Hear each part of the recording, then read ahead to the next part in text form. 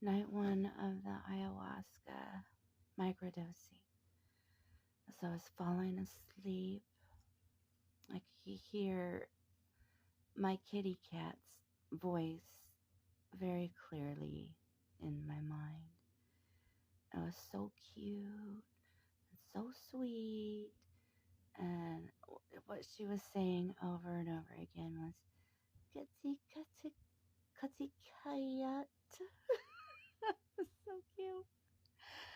And she's not happy right now with us not letting her out of the house because she's a feral cat. And we've been keeping her inside because we rescued another feral cat that has leukemia. And we took him to a rescue that shipped him off to Chicago to live with other feral cats. So if you ever see a cat that's missing patches of fur and looks like it's on death's door, don't take it to the pound. Take it to a rescue because they can do something. They don't have to be put to sleep. My next dream that I can recall, I was drinking mead.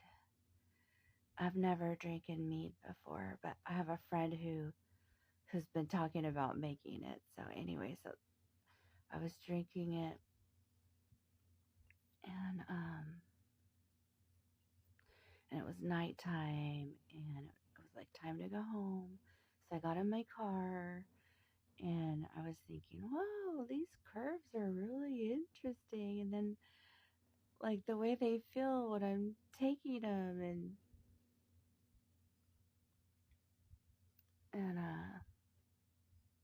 like the last curve, my car just kept going. It went off this cliff, and I don't know what happened to me.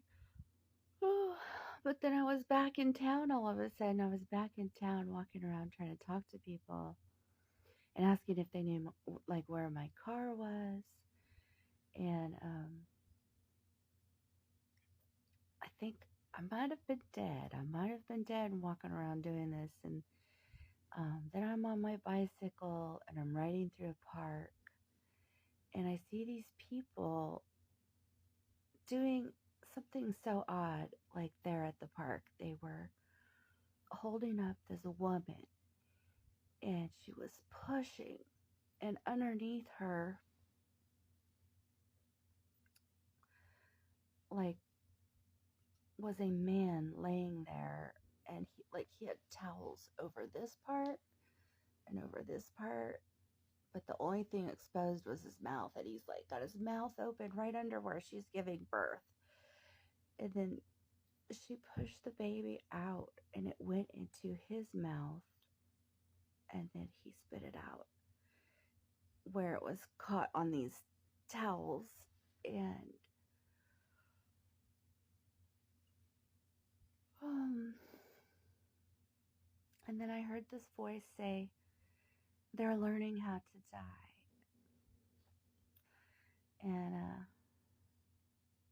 I was just flabbergasted seeing this.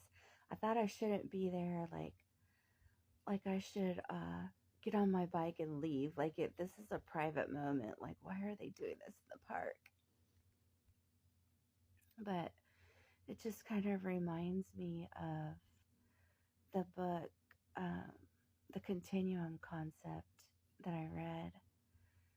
And it's basically talking about the original trauma is the way that we give birth here in the West. And the birthing practices here are more akin to a satanic ritual than the way that we were meant to give birth, and the connection to community and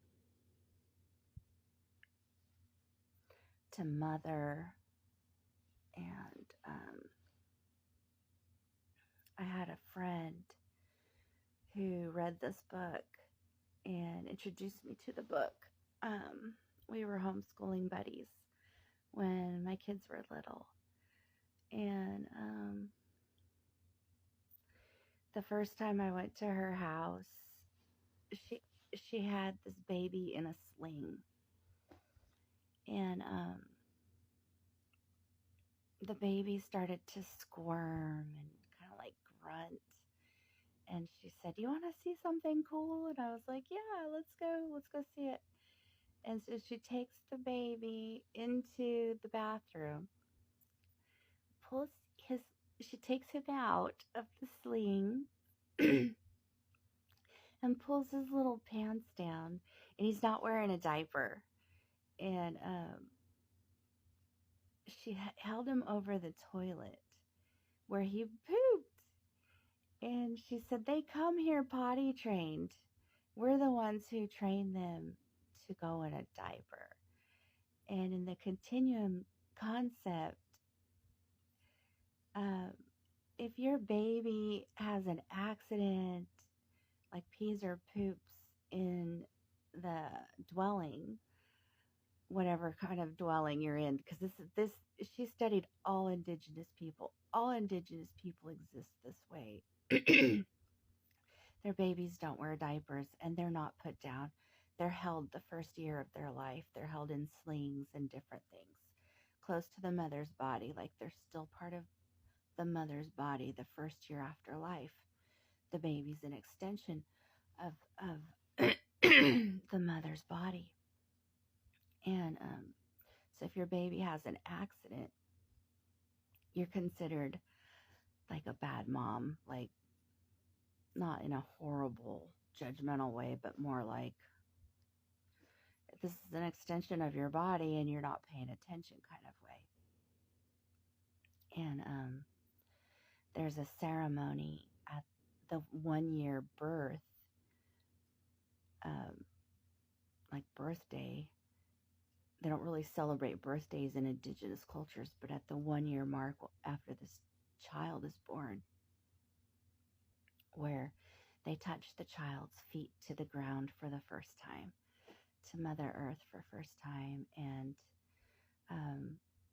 if the mother is otherwise engaged at a certain point in time and the baby's hungry, auntie or grandma or other women in the tribe or clan or whatever can breastfeed this baby. There's not like this ownership, like, "That's my baby, don't touch it, don't you dare breastfeed my baby." So this just kind of reminds me of that. Yeah, we're totally doing birthing and parenting wrong compared to how we were created to do this. So, very interesting night of dreaming with the ayahuasca micro dosing, and it's very mellow feeling. I was able to go to sleep very easily, and just waking up, as you can see. And instead of writing it down in the journal like I've been doing, I've been journaling my dreams. I decided just to vlog it and see how that goes, and check in every morning with my vlog.